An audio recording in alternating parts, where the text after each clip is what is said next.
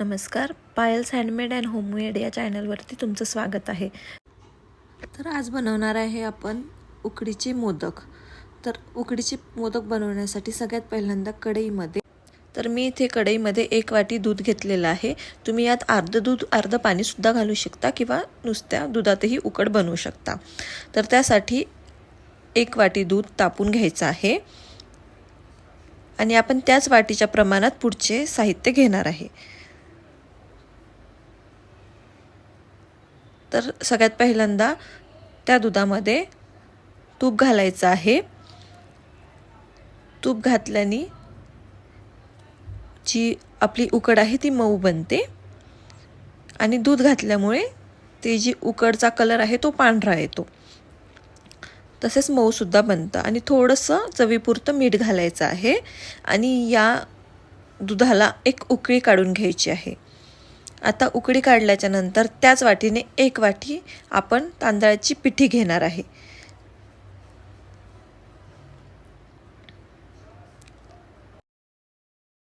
हळूहळू ती पिठी त्यात घालायची आहे। त्यात गाठी नाही झाल्या पाहिजे, सारखं त्याला हलवायचं आहे।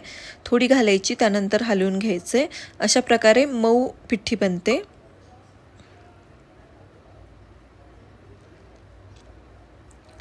याला 5 मिनिटे झाकून ठेवायचं आहे।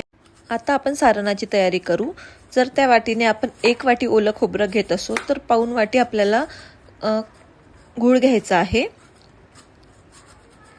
तो गूळ किसून घ्यायचा किंवा असं चाकूने तुम्ही बारीक करून घेऊ शकता। आता 5 मिनिटं उकड झाकून ठेवली होती आपण, ती झालेली आहे। आता गॅस बंद करून परत 5 मिनिटं उकड झाकून ठेवायची आहे। आता आपण इथे सारणाची तयारी करूया। सगळ्यात पहिल्यांदा कढई घेऊन कढई तापल्यानंतर त्यात छोट्या चमच्याने 2 चमचे तूप घालणार आहे।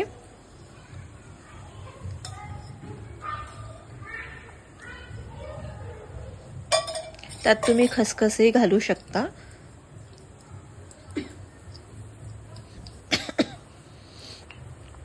खसखस घातल्यानंतर हे बारीक ओलं खोबरं घातलेलं आहे, बारीक किसलेलं। त्या वाटीने 1 वाटी आपण ओलं खोबरं घेतलेलं आहे। ते चांगलं तुपात परतून घ्यायचं आहे लालसर होईपर्यंत। त्यानंतर त्याच वाटीने पाऊण वाटी गूळ घ्यायचा आहे। गूळ तुम्ही तुमच्या आवडीनुसार कमी जास्ती करू शकता। आता हे सगळं मिश्रण व्यवस्थित हलवून घ्यायचं आहे। त्यात थोडेसे ड्रायफ्रुट्स, काजू आणि बदाम घालायचे आहे आणि वेलचीची पूड घालायची आहे। आता ते झाल्याच्या नंतर आपण झाकून ठेवलेली आपली उकड तयार आहे। 5 मिनिटं झाकून ठेवल्याच्या नंतर हाताला थोडं तूप लावून अशा प्रकारे उंडा बनवायचा आहे त्याचा। जर ते गरम असेल तर तुम्ही तांब्याने किंवा पेल्याने ते मळू शकता। ते उकड अशा प्रकारे सॉफ्ट झाली पाहिजे। त्यानंतर इथं आपलं सारण तयार आहे।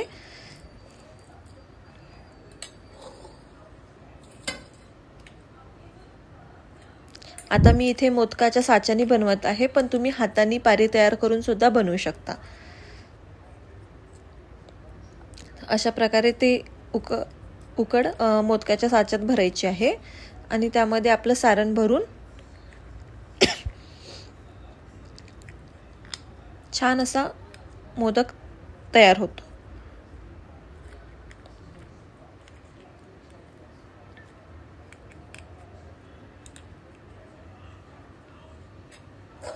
आता त्यात सारण भरायचे।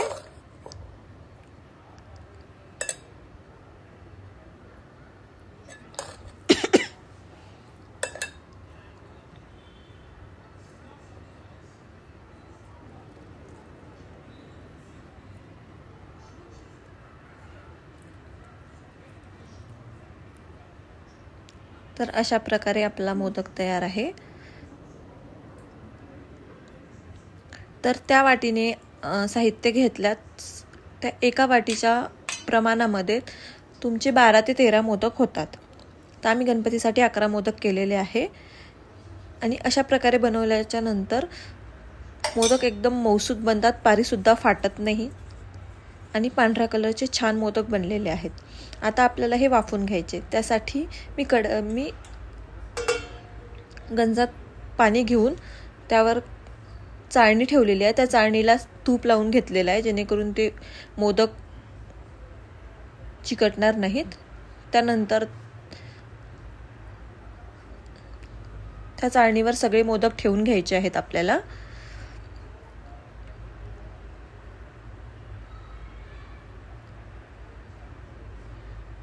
अशा प्रकारे मोदक ठेवून घेतल्याच्या नंतर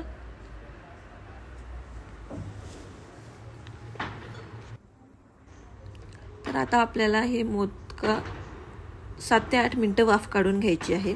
त्यापेक्षा जास्त वेळ काढू नये, त्याने मोदकाला चिरा पडतात आणि आपण ऑलरेडी उकड काढली होती, त्यामुळे जास्त वेळ वाफवण्याची गरज पडणार नाहीये. तर अशा प्रकारे तयार आहेत आपले गणपती बाप्पाला आवडणारे उकडीचे मोदक. आणि आता तुम्ही साजूक तूप घालून हे मोदक देवाला दाखवू शकता. धन्यवाद.